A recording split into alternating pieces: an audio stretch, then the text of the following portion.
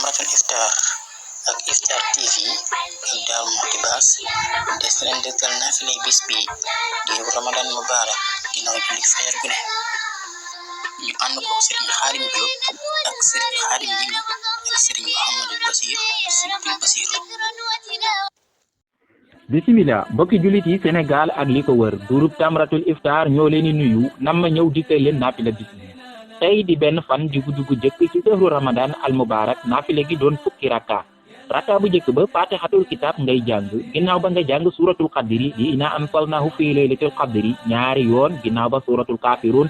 di qul yaa ayyuhal kafirun ñaari yoon ginnaaw ba suratul ikhlas di qul huwallahu ahad ñaari yoon nii nga koy def ba keroog ngay am juróomi sëlmal ci fàttali mbokk yi juróomi sëlmal yooyu moo lay yóbbu ci nga am fukki rakka ndax ñaari rakka ngay def dal di sëlmal lii nag ñu ngi ko jëlee ci téereb Serigne Souhaïbou Mbacké rahimahullah groupe Tamratul Iftar ak Iftar TV di leen ñaanal kooru jàmm. wassalaamu aleykum wa rahmatullahi wa barakaatuh.